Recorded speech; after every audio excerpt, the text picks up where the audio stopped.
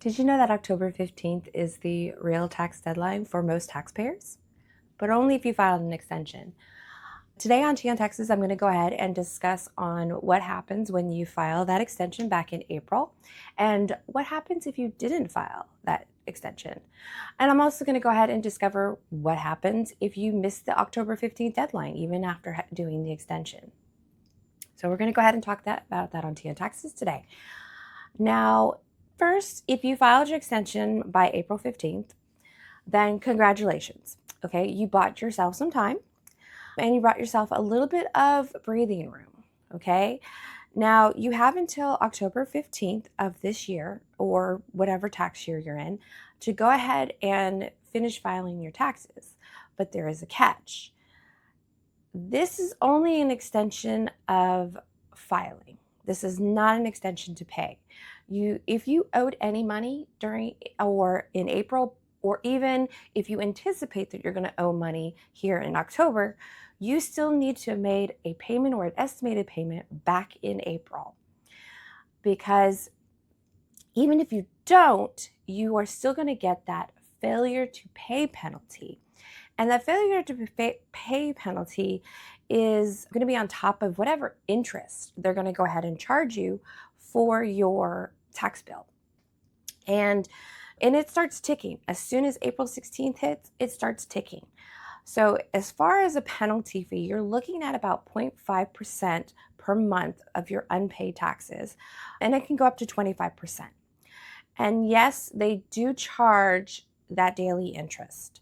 So they're not going to be shy about that. Also, pay off your balance during the extension. It's one less thing to file and one less penalty to have. Now, if you end up overpaying, of course, you'll get that money back. So don't worry about that. But if you underpay, you are going to be getting those penalties and interest for failure to pay penalties. Now, what if you didn't file an extension? Well, on top of all of those other failure to pay penalties, you're also going to get a failure to file penalties. So now you've got 3 penalties that you're hitting because you didn't file and you didn't pay. And so now you're looking at a failure to file penalty. And the failure to file penalty, it's a big one, okay? It's about 5% of your unpaid taxes. It is a huge, huge penalty. Now, it does get capped at 25%, but it's still a big, big penalty. So it is very important that you at least file something when back in April. And again, you're going to have that failure to file penalty, the failure to pay penalty starting at like 0.5%, and it can also go up. And then there's also, again, those interests. Now, here's the kicker. So if the return is more than 60 days late, the penalty is going to be at least $510 or 100% of your total tax bill. So whichever is going to be less, they're going to go ahead and charge you on that. So let's say you file on April 16th. Yes, it's late, but you're not going to get those additional penalties. But now let's say you're in October and you're thinking, oh, I had until October. Well, you've already passed that 60-day mark. So now you're getting like all these additional penalties.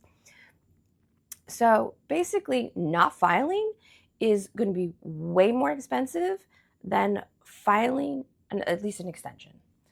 Okay, so let's go ahead and go over real quick about what if you filed your extension, you're good, and now it's October 15th and you're still not ready.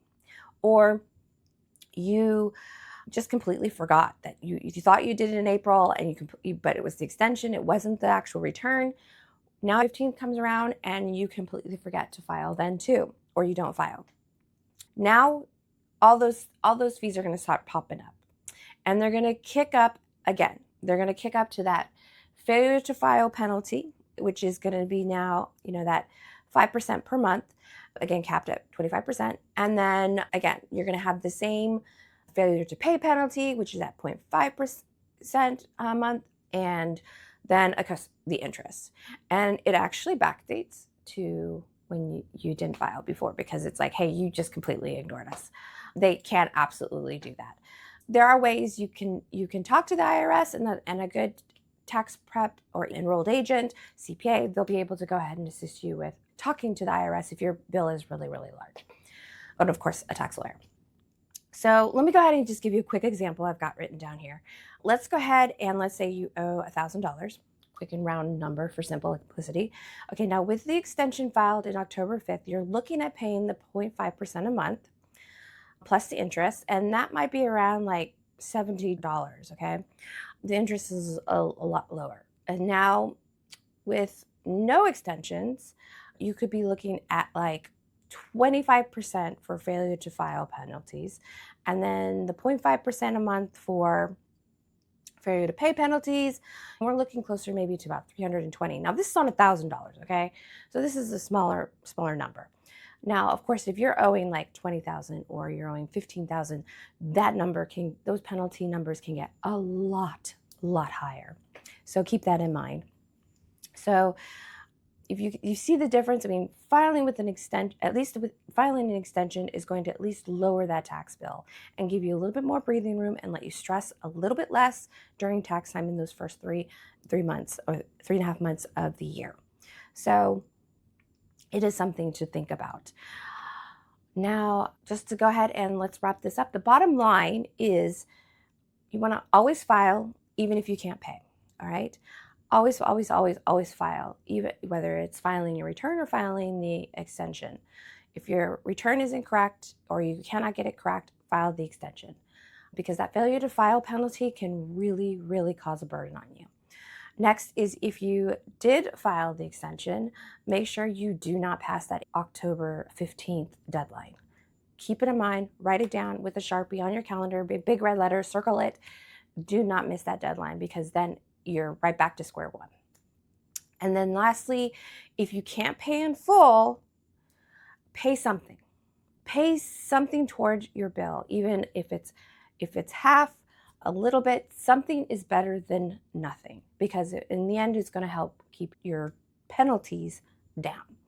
So that's all that I've got for you today on the Tea on Taxes. If you are struggling and you need help, I'll go ahead and leave my booking link and also some resources down in the description below. Just give us a call before it's too late. And remember, the IRS is way more forgiving if you file something on time than if you completely ghost them. So keep that in mind. Have a good day.